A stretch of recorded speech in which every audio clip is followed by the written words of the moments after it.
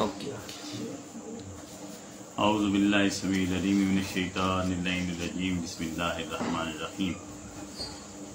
محترم حاضرین و سامعین و ناظرین، ہم مرکز علم کے سلسلے میں آج انشاءاللہ العزیز 12ویں نشست میں موجود ہیں اور ہم 5ویں لیکچر کی 5واں عنوان الحدیث اسے پڑھنے کے لیے جا رہے ہیں، اور اس میں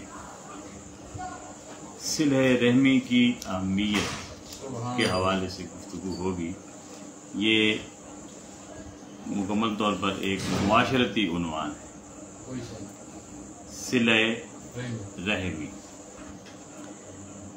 اس میں ہم احادیث کی روشنی میں جاننے کی کوشش کریں گے کہ اس کی ہمارے معاشرے میں افراد کے درمیان اس کی کتنی اہمیت ہے۔ امام بخاری کی ایک کتاب ہے الادب المفرد، اس میں ایک حدیث نقل کرتے ہیں، حضرت بکر بن حارث انصاری رضی اللہ تعالیٰ عنہ نے رسول کائنات کی خدمت میں عرض کیا، یا رسول اللہ، میں کس سے حسن سلوک کروں؟ صلہ رحمی حسن سلوک ہے، میں کس سے حسن سلوک کروں؟ تو آقا نے فرمایا امہ کا، سب سے پہلے اپنی ماں کے ساتھ، و ابا کا، اور اس کے بعد اپنے باپ کے ساتھ، و اختہ کا، پھر اپنی بہن کے ساتھ، و اخا کا، پھر اپنے بھائی کے ساتھ، و مولا کلذی یلی ازا کا، اور پھر اسی طرح آپ نے قریب سے قریب تک جتنے نسبت قرب سے آگے بڑھتی جائے گی، اسی حساب سے پھر اپنے اعزاء و اقارب رشتہ داروں کے ساتھ۔ ذا کا حق واجب، یہ واجب حق ہے، ورحمہ موصولۃ، اور صلہ رحمی کرنا تم پر لازم ہے۔ اب یہ رشتے اللہ کے محبوب نے گنوا دیے، اور یہ ترتیب بھی بڑی خاص ترتیب ہے۔ گویا جس ترتیب سے آقا کائنات نے یہ گنتی گنوائی ہے، یہ رشتے گنوائے ہیں، وہی ترتیب اس کی اہمیت کی بھی حامل ہے۔ یعنی والدین میں سے سب سے زیادہ جو حقدار ہے ہماری صلہ رحمی کا، وہ ماں ہے۔ کیوں کہ عام طور پر انسانی ہماری جو فطرت ہے، ہم ماں کو اتنی زیادہ ترجیح نہیں دیتے، تو اللہ رب العزت کے محبوب نے فرمایا سب سے پہلا حق ہی ماں کا ہے، سب سے پہلا۔ اور ہم نے حدیث دروس کے دوران پڑھی تھی کہ حضور اکرم صلی اللہ علیہ وسلم نے ایک صحابی کے کہنے پر بار بار فرمایا تھا کہ تجھ پر تیری ماں کا حق ہے، ماں کا حق ہے، ماں کا حق ہے، اور چوتھی بار فرمایا تھا تیرے باپ کا۔ پھر دیکھیں ماں اور باپ میں فرمایا ماں کا حق ہے، بہن اور بھائی میں فرمایا پہلے بہن کا حق، بہن کا پہلے حق ہے، پھر اسی طرح جو رشتہ دار ہیں حسب ترتیب بڑھتے آگے ان کے حقوق ہیں، اور فرمایا یہ واجب ہے اور تم پر لازم۔ اسی طرح امام بخاری الادب المفرد ہی میں حضرت ابو ہریرہ رضی اللہ تعالیٰ عنہ سے روایت بیان کرتے ہیں کہ اللہ رب العزت نے مخلوق کو جب پیدا فرمایا اور سب کی جب تخلیق ہو چکی، تو رحم کھڑا ہو گیا۔ ایک تو ہوتا ہے نا رحم، وہ رحم جو فضل اور رحمت کا جس میں مادہ ہو، وہ یہ ہے رحم، جسے ہم رحم بھی کہتے ہیں، تو رحم تو یہ کھڑا ہو گیا، یعنی یہ وہ رشتہ ہے نرمی کا اور اپنائیت کا ایک رشتہ جو ہوتا ہے، وہ رشتہ وہ کھڑا ہو گیا۔ اللہ تعالیٰ نے فرمایا کیا بات ہے، تو کیوں کھڑا ہو گیا؟ ان مخلوق کو کھڑا کیا، پیدا کیا نا، تو مخلوق ساری تخلیق ہو چکی، تو یہ کھڑا ہو گیا، سوال کر دیا نا اس نے۔ تو اللہ رب العزت نے فرمایا تو کیوں کھڑا ہو گئے؟ اس نے کہا یہ قطع رحمی سے تیری پناہ مانگنے کا مقام ہے۔ قطع رحمی یعنی رحم کھڑا ہو گیا اور کہنے لگا میں اس لیے کھڑا ہوں کہ میں تجھ سے یہ جو تعلق ہے آپس کی اپنائیت ہے اور محبت ہے، خلوص ہے، اس کے ٹوٹ جانے سے میں پناہ مانگتا ہوں۔ یعنی اس وقت بھی اسے احساس تھا کہ میں ٹوٹتا رہوں گا اور لوگ مجھے توڑتے رہیں گے، تو اس وقت بھی اس نے کہا کہ میں اسے پناہ مانگتا ہوں۔ تو اللہ تعالیٰ نے فرمایا کیا تو اس بات پر خوش نہیں کہ جو تجھے ملائے گا میں اسے ملاؤں گا، اور جو تجھے کاٹے گا میں اسے کاٹ دوں گا۔ کتنی بڑی بات ہے کہ یہ اللہ فرماتا ہے میں نے تجھے یہ مقام دے دیا ہے کہ جو تجھے ملائے گا میں اسے ملاؤں گا، اور جو تجھے کاٹے گا میں اسے کاٹ دوں گا۔ رحم نے کہا اے باری تعالیٰ یہ ٹھیک ہے، یہ ٹھیک ہے، یعنی اب اللہ اس طرف ہے جس طرف صلہ رحمی ہے، اور اس طرف اللہ نہیں ہوتا جس طرف صلہ رحمی نہیں ہوتی۔ گویا جو رشتہ داروں کا اپنوں کا خیال رکھتا ہے اللہ اس کے ساتھ ہوتا ہے، اور جو اپنوں کا عجز و اقارب کا خیال نہیں رکھتا اللہ اس کا خیال نہیں رکھتا۔ تو ہم اگر اپنا ٹیسٹ لیں کہ اللہ ہمارے کتنے ساتھ ہے، تو اس ٹیسٹ کے لیے ایک ہی سوال ہے کہ آپ خود سے پوچھیں کہ آپ اپنے رشتہ داروں کے کتنے ساتھ ہیں۔ جتنے آپ اپنے رشتہ داروں کے ساتھ ہوں گے سمجھ لیں اللہ اتنا ہی تمہارے ساتھ، اور اگر رشتہ داروں سے ہمارے تعلقات درست نہیں تو سمجھ لو اس کے بھی تعلقات ہمارے ساتھ درست نہیں۔ تو یہ اس سوال کا یعنی اللہ ہمارے ساتھ کتنا ہے، اس کا جواب ہمارے پاس ہے کہ ہم اپنے رشتہ داروں کے ساتھ کس حد تک موجود ہیں۔ پھر اللہ تعالیٰ نے فرمایا یہ بات تیرے لیے طے کر دی گئی، یعنی تیرا میرا یہ وعدہ ہو گیا کہ تو جہاں ہوگا میں وہاں ہوں گا، تو جہاں نہیں ہوگا میں وہاں نہیں ہوں گا، یہ وعدہ ہو گیا، پکا وعدہ ہو گیا۔ پھر حضرت ابو ہریرہ نے فرمایا رضی اللہ تعالیٰ عنہ کہ تم چاہو تو بطور تصدیق اس آیت کو پڑھ لو۔ پھر انہوں نے یہ آیت پڑھی کہ فَهَلْ عَصَيْتُمْ إِن تَوَلَّيْتُمْ أَن تُفْسِدُوا فِي الْأَرْضِ وَتُقَطِّعُوا أَرْحَامَكُمْ، کہ کیا تم حل عصیتم کیا تم یہ امید رکھتے ہو کہ جب تم حکمران بن جاؤ ان تولیتم ان تفسدوا فی الارض تو تم زمین پر فساد پھیلاؤ، اور فساد کیسا؟ تقطعوا ارحامکم، تم اپنے رشتہ داروں کو چھوڑ دو، اپنے رشتہ داروں کو سے قطع تعلق کرو، رشتے ناطے توڑ دو۔ اب گویا رشتے ناتوں کو توڑ دینا، رشتہ داروں سے دور ہو جانا، قطع تعلق کر دینا، یہ زمین پر فساد پھیلانے کے مترادف ہے۔ بلکہ قرآن کہہ رہا ہے یہی تو زمین پر فساد ہے، اور یہی لوگ تو مفسد ہیں، اور مفسد کو قرآن نے منافق کہا ہے۔ تو بندہ جس قدر بھی عبادت گزار ہو، تہجد گزار ہو، شب زندہ دار ہو، جتنا بھی وہ حاجی ہو، نمازی ہو، پرہیزگار ہو، متقی ہو، مگر اگر رشتے تعلقات توڑتا ہے تو قرآن کہتا ہے وہ منافق بھی ہے اور مفسد بھی ہے، اور حدیث کہتی ہے کہ اللہ اس کے ساتھ نہیں ہوتا، بے شک وہ ساری زندگی لمحہ لمحہ اللہ اللہ کرتا رہے، اللہ اس کے ساتھ نہیں ہوتا۔ پھر دیکھیے اللہ رب العزت نے صلہ رحمی کا اجر کیا دیا ہے۔ حضور اکرم صلی اللہ علیہ وسلم فرماتے ہیں، صحیح بخاری اور مسلم کی متفق علیہ حدیث ہے کہ حضرت انس رضی اللہ تعالیٰ عنہ سے مروی ہے، وہ فرماتے ہیں رسول کائنات نے فرمایا صلی اللہ علیہ وسلم من سرہ ان یبسط لہ من رزقہ، جو اس بات کا خواہش مند ہے کہ اللہ اس کے رزق میں وسعتیں عطا فرما دے، اللہ اس سے وسیع رزق عطا فرمائے، کشادہ رزق عطا فرمائے، وَجُنْسَعَ لَهُ فِي أَثَرِهِ، اور اس کی عمر طویل کر دے، اس کی عمر بڑھا دے، تو وہ کیا کرے؟ ان دو خواہشیں ہیں، ایک تو رزق زیادہ ہو اور دوسری عمر زیادہ ہو، یہی دو خواہشیں ہمارے اندر ہوتی ہیں کہ موت تو آئی نہیں نا ہمیں، اور رزق اتنا ہو کہ سنبھالا بھی نہ جائے، تو یہ دو خواہشیں ہوتی ہیں۔ فرمایا اگر یہ دو خواہشیں ہیں اور ان کی تکمیل چاہتے ہو تو فَلْيَصِلْ رَحِمَهُ، تو پھر یہ ہے اس کے لیے ایک ہی نسخہ ہے کہ صلہ رحمی کرو، قطع تعلق نہ کرو، رشتہ داروں کا خیال رکھو، انہیں مل کر اور انہیں ملا کر رکھو۔ تو کہا رشتہ داروں کے ساتھ اچھا تعلق ہے، صلہ رحمی ہے، تو پھر رزق میں بھی وسعت ہوگی اور عمر میں بھی وسعت عطا فرمائے گا اللہ رب العزت۔ تو آج ہم رزق کی کمی کا رونا روتے ہیں، لیکن ہم نے کبھی یہ دیکھا نہیں کہ یہ اس رزق کی کمی کا سبب کیا ہے۔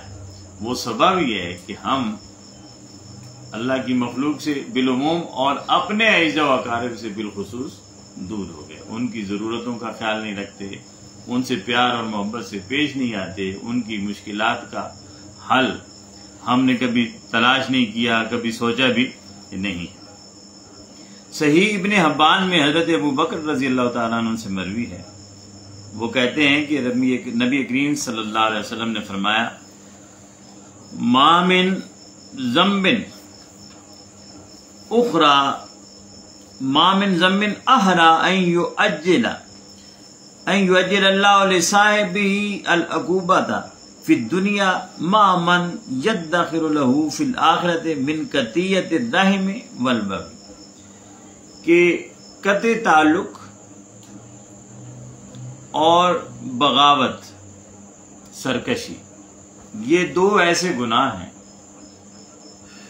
رشتوں ناتوں کو توڑ دینا اور اللہ سے بغاوت کر دینا، سرکشی، یہ دو ایسے گناہ ہیں کہ اللہ رب العزت ان گناہوں کے مرتکب کو سب سے پہلے اور سب سے جلدی سزا دیتا ہے، اور وہ سزا دنیا میں بھی دیتا ہے اور آخرت کے لیے بھی اس کی سزا اللہ رب العزت نے پہلے منتخب کر کے رکھ دی ہے۔ ان دو ایسے گناہ گار جو سرکش بھی ہے، سرکش وہ جو اللہ رب العزت کے سامنے ضد کرتا ہے، سرکشی کرتا ہے، بغاوت کرتا ہے، شیطان کی مثال لے لیں، اور دوسرا آدمی وہ جو قطع تعلق کرتا ہے، کہ اللہ رب العزت سزا دیتا ہے مگر سب سے جلدی اور موقع پر ہی جسے سزا دیتا ہے، دنیا میں بھی اور پھر آخرت کے لیے بھی رکھی ہے، وہ یہ شخص ہیں، دو لوگ ہیں۔ تو یہ حدیث کی روشنی میں ہمارا یہ صلہ رحمی کے حوالے سے تھا۔ اس میں قرآن کریم میں بھی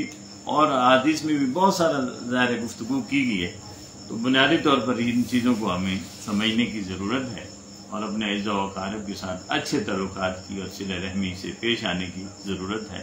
عام طور پر ہم یہ کرتے ہیں کہ بھائی وہ ایسا کرتا ہے تو ہم ایسا کیوں نہ کریں، تو ہم تو کرتے ہیں جی، وہ آگے سے کوئی ریسپانس نہیں دیتا، لیکن ہمیں اس کے ریسپانس کی ضرورت نہیں ہے۔ وہ جیسا بھی ہے ہمیں ویسا نہیں ہونا چاہیے، ہمیں ایسا ہونا چاہیے جیسے اللہ چاہتا ہے اور اللہ کا رسول چاہتے ہیں۔ تو فراز کا ایک شعر مجھے یاد آ رہا ہے کہ اس کی وہ جانے اسے پاس وفا تھا کہ نہ تھا، اس کی وہ جانے اسے پاس وفا تھا کہ نہ تھا، تم فراز اپنی طرف سے تو نبھاتے جاتے، یعنی ہمارا کام نبھانا ہے، اگلا پاس وفا رکھے یا نہ رکھے۔ یہ قرآن اور یہ حدیث کا فیصلہ ہے کہ بندے کو اپنی طرف سے نبھاتے رہنا چاہیے، اگلا اسے ریسپانس دیتا ہے یا نہیں دیتا، وہ پاس وفا رکھتا ہے یا نہیں رکھتا۔ اس دعا کے ساتھ کہ اللہ رب العزت ہمیں صلہ رحمی کی توفیق عطا فرمائے، یہ بہت بڑی دولت ہے، اللہ رب العزت یہ دولت ہمیں بھی عطا فرمائے۔ اب اس کا دوسرا ٹاپک ہے، یہ صلہ رحمی میں ہی آتا ہے مگر یہ اس کے ماتحت ہے، مواخات، بھائی چارہ۔ تو ظاہر ہے یہ بھائی ہونے کا جو رشتہ ہے یہ بھی صلہ رحمی پر ہی یہ اس کی بنیاد اور اس کی عمارت کھڑی ہے۔ قرآن کریم جیسا کہ فرماتا ہے، انما المومنون مومن سارے بھائی بھائی ہیں۔ تو مواخات میں یہ بہت عجیب سا ٹاپک ہے جو مرکز علم کے ہمارے اس درس میں بطور نصاب شامل ہے۔ اگر ہم بظاہر دیکھیں تو یہ ساتھ جڑتا نہیں ہے، مگر جب بغور دیکھیں تو پھر بڑا ایک مزہ اور ایک کیسا ملتا ہے کہ مواخات کو شروع کہاں سے کیا گیا ہے۔ مواخات کو کہاں، مواخات کا دیکھیں ٹاپک شروع کہاں سے کیا، صاف ستھرا معاشرہ اور پاک صاف دھرتی۔ پاک صاف دھرتی یعنی اپنے گھر کو ایک تو صاف ستھرا ہونا، گلی محلے جو صاف ہوتے ہیں، ہم دیکھیں نا سب سے پہلے جو ہماری ایک کسی کے بارے میں نفرت کا احساس ہوتا ہے وہ یہ ہوتا تک نا جی گلے نتے کہ چکیتا یہ بھی انہوں نے کہ سیٹ یہاں پتہ ہی کوئی نہیں بھی تو کوئی لگنا ہے ڈپنا مسیحی نہ لاوے لوگ، یعنی ہم یہ ایسی باتیں کرتے تو یہاں سے نفرتیں شروع ہوتی ہیں۔ اگر یہ ماحول پاکیزہ ہو، ایسی غلاظت اور گندگی نہ ہو، تو ہمارے ذہن میں ایسے خیالات اور ایسی فکر اور ایسی سوچ کبھی بھی نہیں آ سکتی۔ کسی کے گھر کے سامنے کچھ ایسا پڑا ہو تو ہم فوراً نفرت آمیز لہجے ہمارے آ جاتے ہیں۔ وہ دروازہ بند۔ تو کہا مواخات کے لیے سب سے پہلے یہ ہے کہ صاف ستھرا ماحول ہونا چاہیے۔ صاف ستھرا جو ہے نا، معاشرے کو صاف ستھرا ہونا چاہیے۔ ہر فرد صفائی کا دھیان رکھے تو بھائی چارہ اسے کچھ دیمک نہیں لگتا بھائی چارے کو۔ گویا یہ جو دیمک ہے نا، جو بھائی کو بھائی سے دور کرتا ہے، میں اب کہہ رہا ہوں نا کہ پورا معاشرہ اہل اسلام جتنے بھی ہیں وہ آپس میں کیا ہے؟ بھائی بھائی۔ تو یہ دیمک ہے، یہ عدم نظافت اور نفاست اور یہ عدم صفائی، یہ بھی ایک دیمک ہے جو ہمیں چاٹتا ہے۔ تو کہا پاک صاف دھرتی ہو، معاشرہ پاک صاف ہونا چاہیے، صاف ستھرا ہونا چاہیے۔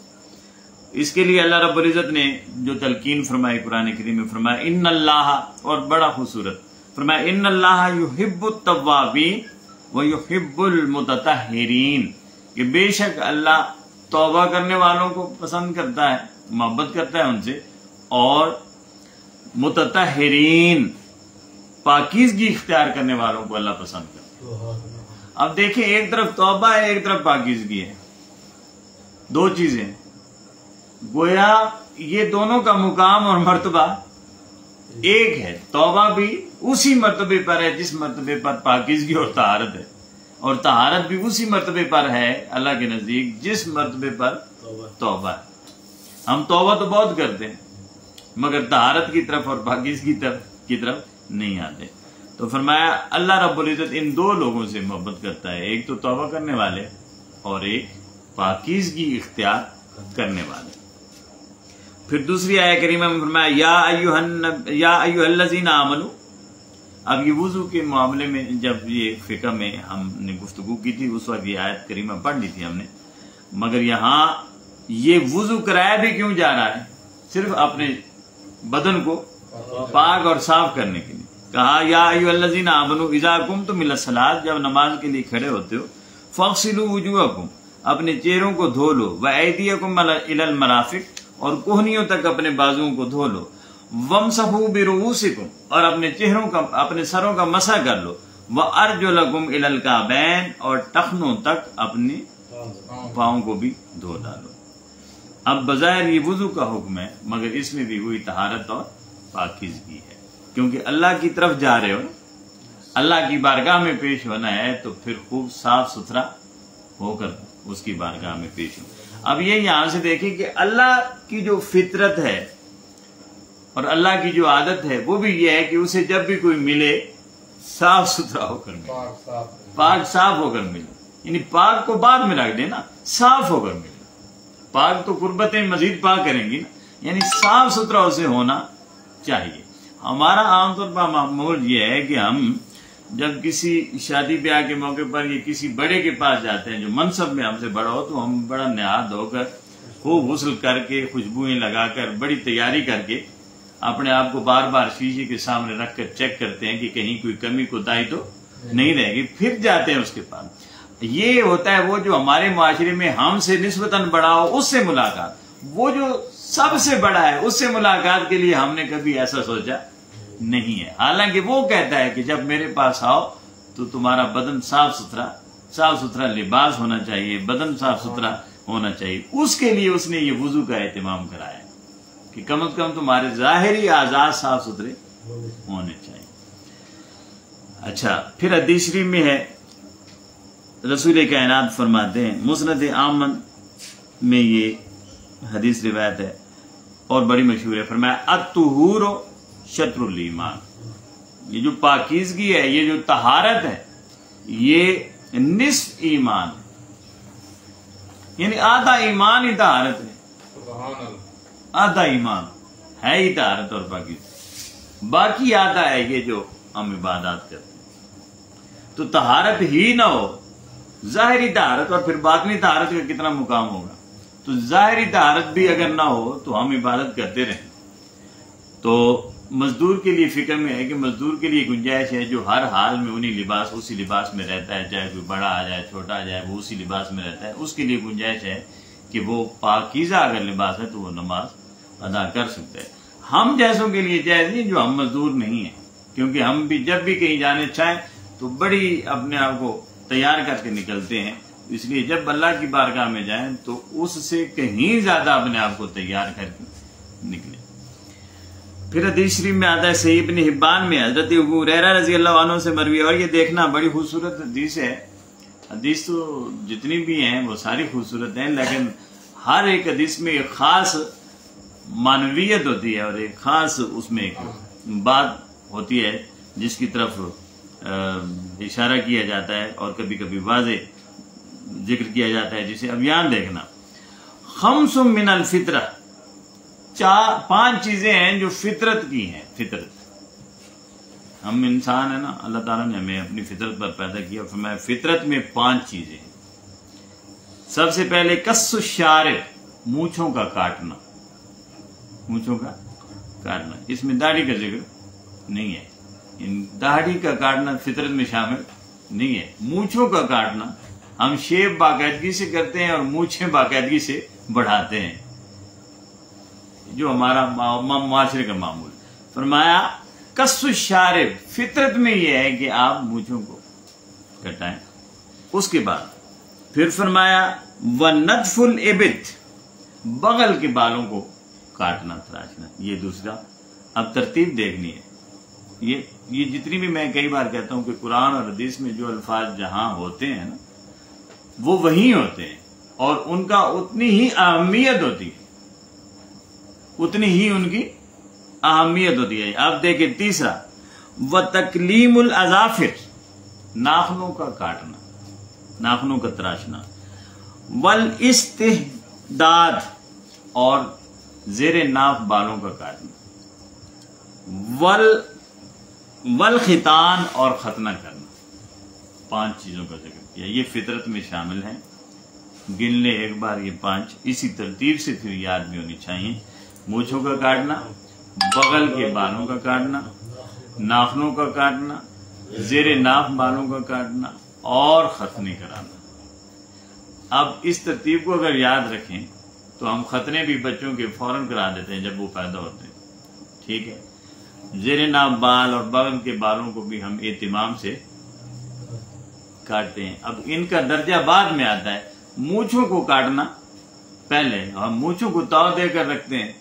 جو پہلے، جو جس کا کاٹنا پہلے، یہ ختنے سے بھی پہلے، یہ زیر ناف بالوں سے بھی، یہ بغل سے بھی پہلے، یہ ناخنوں سے بھی پہلے. مگر ہم بڑی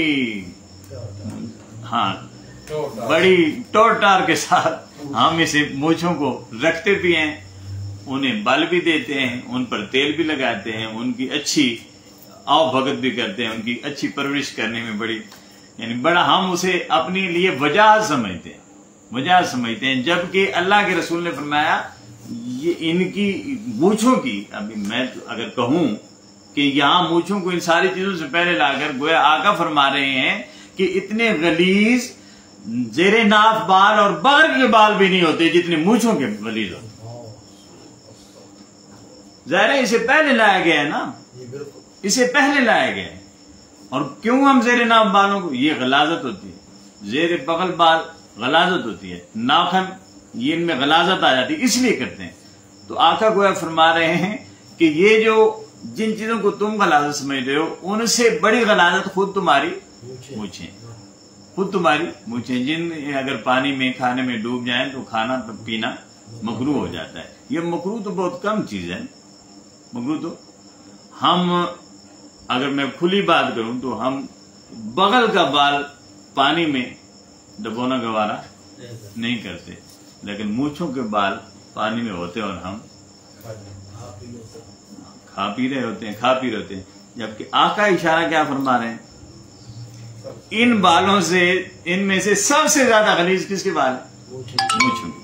تو یہ تھوڑا سا میں نے وضاحت کر دی ہے اس حوالے سے، اس پر غور کرنا بہت ضروری ہے، بہت ضروری۔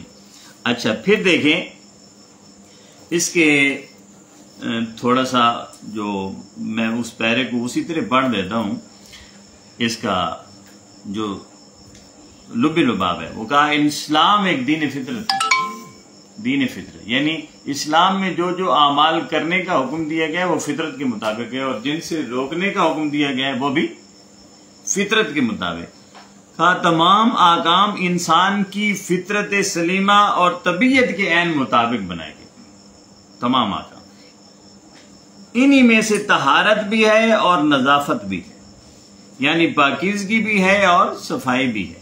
اب طہارت اور نظافت کیا ہے؟ یہ بڑا خوبصورت یہ جملہ ہے، اسے یاد رکھنا ہے۔ طہارت کا مطلب ہے جسم اور کپڑوں کو ناپاک چیزوں سے بچانا، جس طہارت اسے کہتے ہیں، جسم اور کپڑوں کو ناپاک چیزوں سے بچانا۔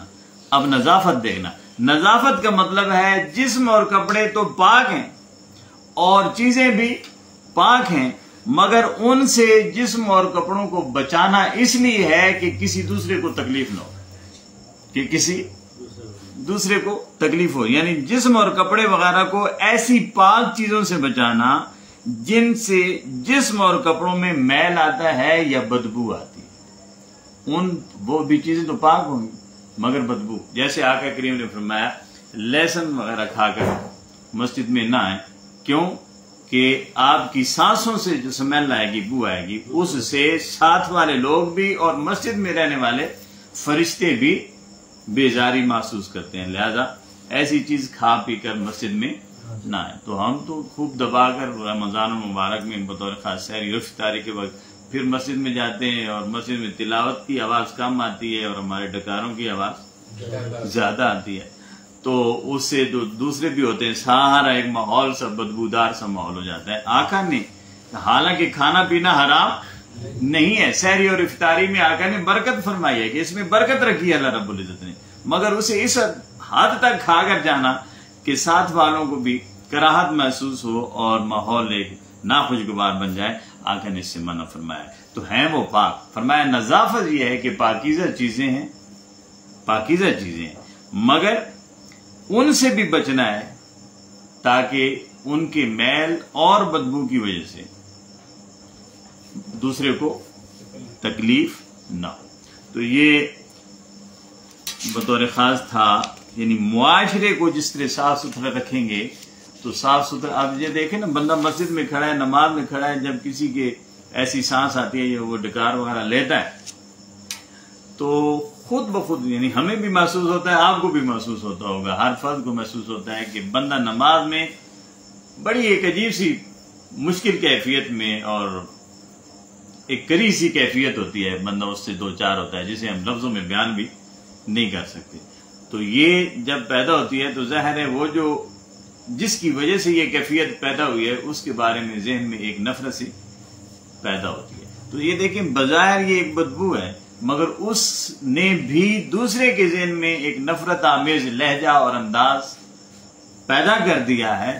تو اللہ رب العزت اور رسول کائنات اور دین فطرت ہمیں یہ حکم دیتا ہے کہ ایسی حرکت بھی نہ ہو کہ جس کی وجہ سے دوسرے کے ذہن میں تمہارے خلاف کوئی ایسی سوچ یا فکر پیدا ہو۔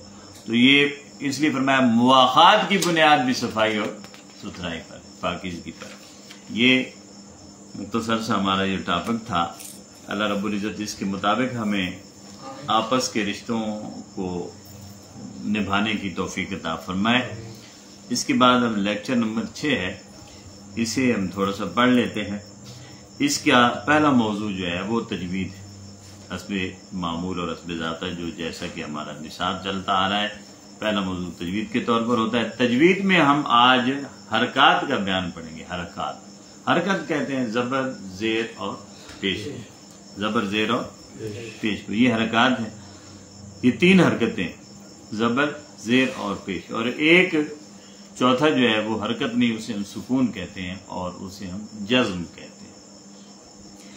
تھوڑا سا صرف اسے اپنی نالج کے لیے ہے، کیونکہ اس میں 2-4 لفظ ایسے بھی ہیں جن کی عموماً ضرورت نہیں ہے، مگر ہم کیونکہ اسے پڑھ رہے ہیں تو اس لیے اگر یاد رہ جائے تو یہ سب سے زیادہ اچھا ہے۔ عربی میں زبر کو فتحہ کہتے ہیں، زیر کو کسرہ کہتے ہیں اور پیش کو ضمہ کہتے ہیں۔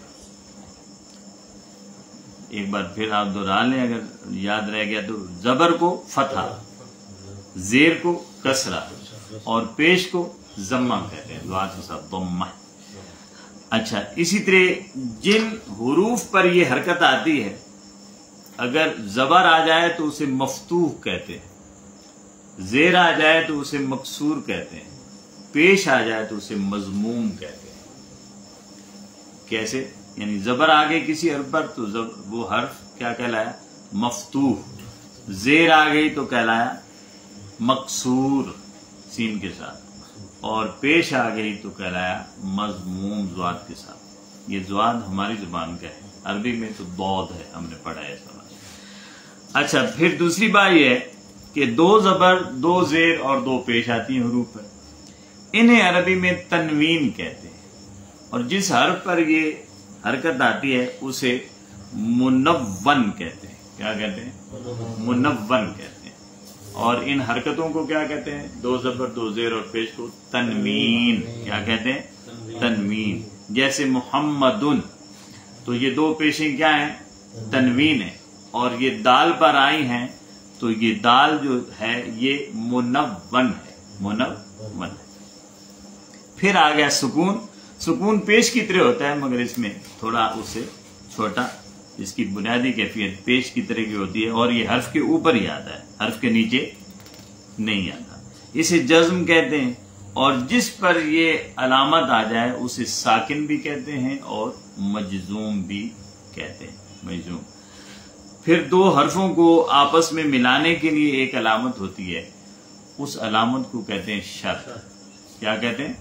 جو 2 حرفوں کو آپس، جیسے محمد، تو ہے کو میم کے ساتھ ملایا ہے اور میم کو دال کے ساتھ، تو یہ 2 حرف آپس میں مل جاتے ہیں، محمد۔ جو درمیان میں جو علامت آئے گی وہ شد کہلائے گی، اور جس حرف پر وہ آئے گی علامت اسے مشدد کہتے ہیں۔ کیا کہتے ہیں؟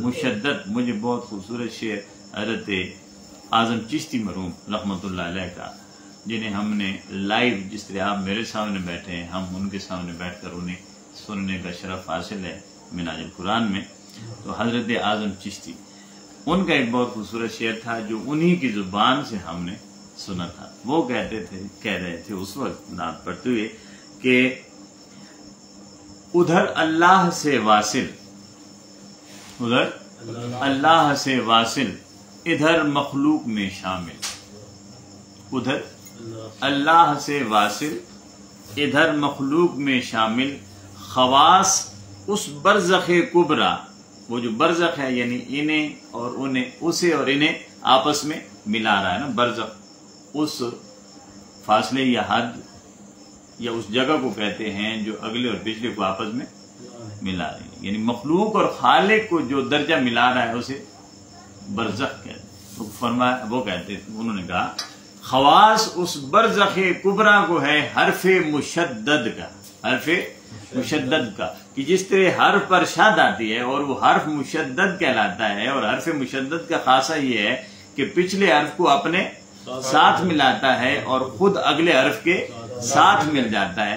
تو گویا اللہ رب العزت ادھر اللہ سے واصل، آقا کی شان یہ ہے، ادھر اللہ سے واصل، ادھر مخلوق میں شامل، تو آقا رسول ہیں محمد الرسول اللہ، تو تمہارا کام ہے محمد تک آنا، یہ حرف مشدد کی طرح، یہ رسول ہیں، ان واسطہ ہیں، یہ وسیلہ ہے، تو تمہارا کام ہے ان تک آنا، یعنی مخلوق کو، امت کو اپنے ساتھ ملاتے ہیں اور خود پھر اللہ کے ساتھ مل جاتے ہیں۔ خواص اس برزخ کبرا کو ہے حرف مشدد کا۔ تو جو حرف مشدد ہوتا ہے اس کی یہ خاصیت ہوتی ہے کہ پچھلے حرف کو ساتھ ملاتا ہے اور خود اگلے حرف کے ساتھ مل جاتا ہے، جیسے محمد، تو دوسری میم جو ہے وہ ہے کو اپنے ساتھ ملا رہی ہے ہم، اور خود آگے مل گئی مت، محمد۔ اسی طرح یہ حضور کی شان بھی، یعنی نام بھی ایسا ہے کہ پچھلوں کو ساتھ ملا کر خود اگلے کے ساتھ مل جاتا ہے، اور مقام بھی ایسا ہے کہ امت کو ساتھ ملا کر خود خالق کے ساتھ مل جاتا ہے. تو لوگ کہتے ہیں نا کہ ہم آقا کو اللہ سے ملا دیتے ہیں، تو ہم نہیں ملاتے، اللہ نے خود انہیں اپنے ساتھ ملایا ہوا ہے اور بھیجا اس لیے ہے کہ وہ ہمیں بھی اس کے ساتھ ملا دے، ہمیں بھی اس کے ساتھ ملا دے. اور ملاپ کے اس مرتبے کو خالقیت نہیں کہتے کہ ہم بھی خالق ہو گئے، ہم بھی مالک ہو گئے، ہم بھی اللہ ہو گئے، بلکہ ہم مخلوق ہی رہتے ہیں، وہ خالق ہی رہتا ہے. اور خالق اور مخلوق کے درمیان اسی ملاپ کے لیے ہی تو مصطفیٰ تشریف لائے، اسی ملاپ کے لیے کہ خالق کے ساتھ اس کی مخلوق مل جائے، مخلوق خالق کی طرف لوٹ پڑے. انا للہ و انا الیہ راجعون کا مطلب بھی یہی ہے کہ مخلوق کدھر جائے؟ خالق سے مل جائے، کیونکہ آئی ادھر سے ہے اس لیے جائے بھی اسی کے پاس. تو یہ حرف مشدد ہے. ہم نے یہ تجوید تھی تھوڑی سی، اس میں شعر کے حوالے سے بھی ہم نے تھوڑا سا حظ لے لیا. تو یہ حرکات تھی بنیادی طور پر کتنی؟ 3 حرکات، زبر زیر پیش، ایک سکون ہے جسے ہم جزم کہتے ہیں، ایک تنوین ہے جو 2 زبریں 2 زیریں اور 2 پیشیاں، اور ایک شد ہوتی ہے جو 2 حرفوں کے درمیان ملانے کا سبب بنتی ہے آپس میں. تو یہ تجوید کے حوالے سے ہم نے مختصر سے پڑھ لیا. اگر وقت ہے تو آگے تفسیر کی 1-2 آیات پڑھ لیں، کیا خیال ہے؟ جی ترجمہ اور 9 بجے تک ہے. ہاں جی، ترجمہ اور تفسیر یہ ٹاپک ہے دوسرا، لیکچر نمبر 6 کا دوسرا عنوان ہے ترجمہ اور تفسیر. اب اس میں جو ہے نا وہ جو ہم نے قدرتی بات چھیڑ دی تھی کہ خواص اس برزخ کبریٰ کو ہے حرف مشدد کا کہ آقا مخلوق کو خالق کے ساتھ ملانے کے لیے تشریف لائے. تو یہ ملانے کے اس سلسلے کو توسل کہتے ہیں، وسیلہ کہتے ہیں. کیا کہتے ہیں؟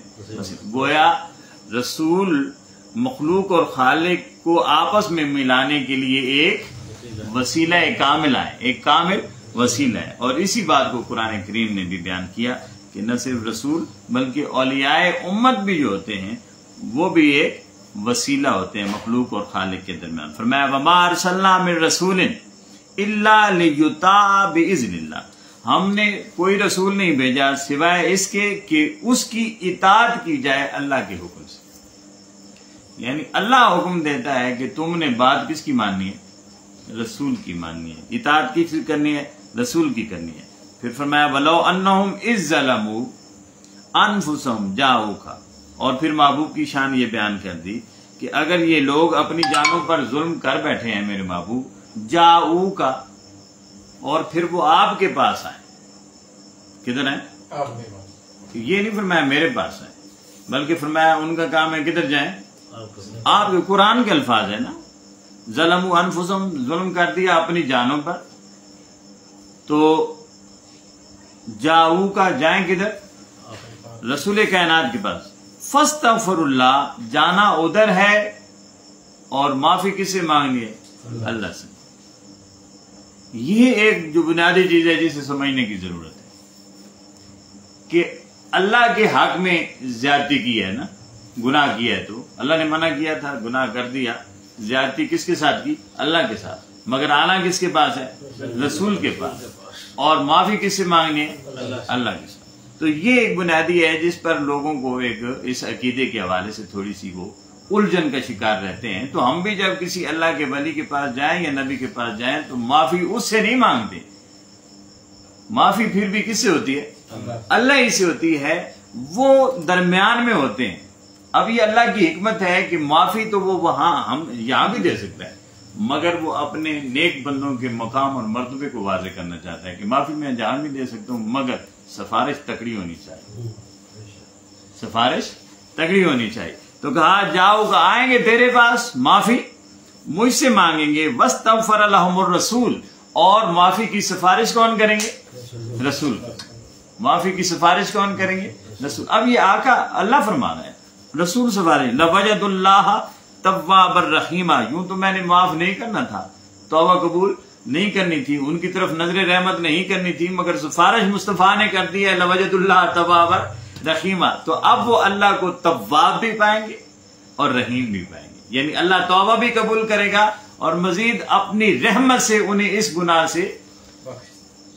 سے چھٹکارا بھی عطا کر دیا، یعنی بخش بھی دیا اور مزید آئندہ زندگی میں اس گناہ کے ارتکاب کی طاقت ہی چھین لی، سلب کر دی۔ تو یہ اللہ رب العزت نے اپنے محبوب کو شان وسیلہ عطا فرمایا۔ پھر دیکھیے قرآن کریم میں بڑا واضح لفظ ہے اور اس پر کئی اعتراض بھی ہوتے ہیں، مگر جو قرآن کے واضح الفاظ ہوں تو پھر ذہن ادھر ادھر ہونے نہیں چاہیے۔ وہ کیا ہے؟ فرمایا یا ایھا الذین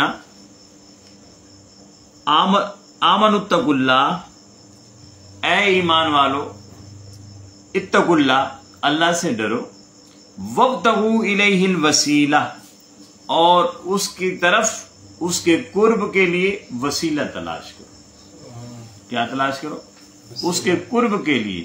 اب یہ مزید تفصیل اگر میں ادھر نہیں جاتا، قرآن کریم میں سورہ فاتر میں اللہ رب العزت نے دیکھیں الحمدللہ رب العالمین، اللہ کی تعریف، الرحمن الرحیم، تو بڑا رحمان ہے رحیم ہے، مالک یوم الدین، تو قیامت کے دن کا مالک ہے، ایاک نعبد، ہم تیری ہی عبادت کرتے ہیں۔ یہاں تو پہلے ہی کنفرم ہو گیا، انہوں نے دے دیا، سرٹیفکیٹ دے دیا کہ کہیں بھی جائیں عبادت ہم تیری بھی، نبی کے پاس جائیں، ولی کے پاس جائیں، کہیں بھی جائیں، کسی کے دربار میں جائیں، کسی کے بازار میں جائیں، ایاک نعبد، عبادت ہم تیری ہی کرتے ہیں، وایاک نستعین، وہاں سے مدد نہیں مانگ رہے، مدد ہم تجھی سے مانگتے۔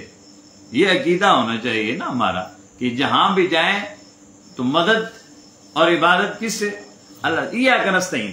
اب پھر بندہ کہتا ہے ایاک نعبد و ایاک نستعین اہدنا الصراط المستقیم، مولا ہم کیونکہ عبادت تیری کرتے ہیں، مدد بھی تجھی سے مانگ رہے ہیں، مولا ہماری مدد کر، اہدنا الصراط المستقیم، ہمیں سیدھی راہ دکھا دے، سیدھی راہ دکھا دے۔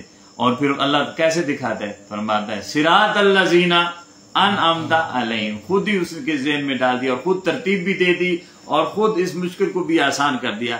کہا صراط مستقیم مانگتا ہے تو ساتھ یہ کہ صراط الذین انعمت علیہم، مولا ان لوگوں کی راہ صراط مستقیم ہے جن پر تو نے انعام کر دیا، اور ساتھ ہی فرما دیا غیر المغضوب علیہم ولا الضالین، ان لوگوں کی راہ نہیں جن پر تو نے غضب کیا اور وہ جو گمراہ ہو گئے۔ تو گویا اللہ رب العزت جو بندے کی مدد فرماتا ہے وہ اس طرح فرماتا ہے کہ انہیں بندے کو اپنے نیک بندوں کا قرب عطا کر دیتا ہے، اپنے نیک بندوں کی راہ عطا کر دیتا ہے۔ اور یہاں فرمایا وابتغوا الیہ الوسیلہ، اس کے لیے وسیلہ تلاش کرو، کیوں؟ اللہ کا قرب پانے کے لیے، اللہ کا قرب پانے کے لیے اس کا وسیلہ، یعنی جو منزل ہے انسان کی اور مسلمان کی اور مومن کی وہ یہ اللہ کا قرب منزل ہے۔ تو قرب پانا ہے تو وسیلہ تلاش کرو۔ اب انعام یافتہ لوگوں کا وسیلہ کیسے ہوگا؟ پھر ظاہر ہے انعام یافتہ لوگوں کے پاس بیٹھیں گے تو ان کے وہ اعمال دیکھیں گے نا، ان کا وہ کردار دیکھیں گے آپ، تو اس کے مطابق اپنے آپ کو ڈھالیں گے تو قرب کی راہیں ہموار ہوتی چلی جائیں گی۔ تو فرمایا وجاہدوا فی سبیلہ، اور اس کی راہ میں جہاد کرو، لعلکم تفلحون، تاکہ تم فلاح پاؤ۔ اور یہ جہاد، یہ جنگ جو ظاہر کی جنگ ہے یہ بھی ہے، اور جہاد یہ بھی کہ اللہ کو پانے کے لیے اپنے نفس سے بھی جنگ ہوتی ہے۔ یہ آقا فرماتے ہیں یہ جہاد اکبر ہے، یہ جو بارڈروں پر لڑنا یا دشمن اسلام سے لڑنا یہ جہاد اصغر ہے۔ آقا نے فرمایا غزوہ بدر اور احد کے بعد فرمایا کہ یہ جہاد، غزوہ تبوک غزوہ خندق تھا اس کے بعد فرمایا یہ جہاد اصغر ہے، اور جہاد اکبر کیا ہے؟ اپنے نفس سے لڑنا۔ وجاہدوا فی سبیلی، اس کی راہ میں جہاد کرو، اور لعلکم تفلحون، تاکہ تم فلاح پاؤ۔ پھر اس موضوع پر ہم ایک اور آیت پڑھ کر پھر اسے ختم کر دیتے ہیں۔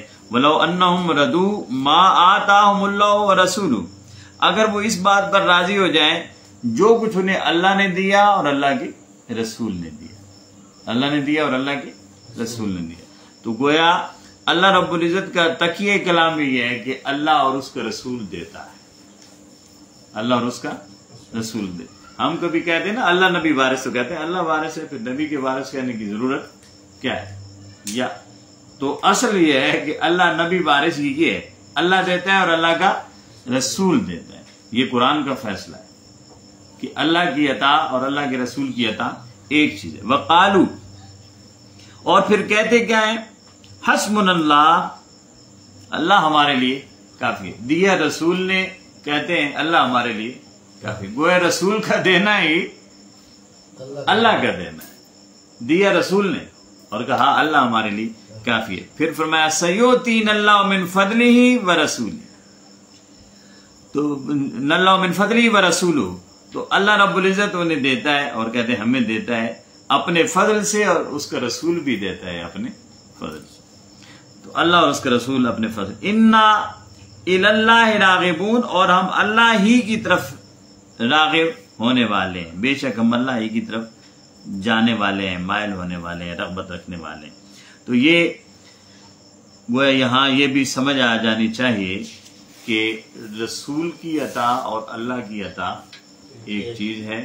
رسول کا دینا اللہ ہی کا دینا ہوتا ہے، اور جب بندے کو رسول دیتا ہے تو بندے کا عقیدہ ہے کہ رسول کے ذریعے کس نے دیا ہے؟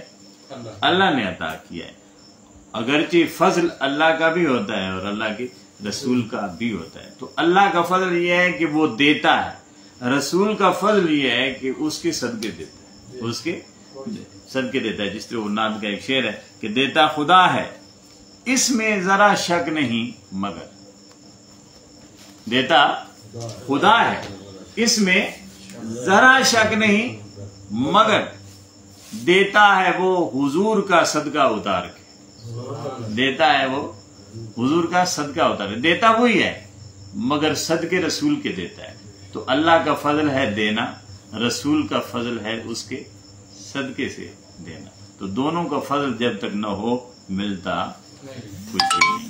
اللہ رب العزت ہمیں رسول کائنات کے ساتھ سچی سچی محبت اور وابستگی نصیب فرمائے. جو کچھ پڑھا سنا ہے اس کے مطابق اپنے آپ کو ڈھالنے کی توفیق عطا فرمائے. وما علینا الا البلاغ.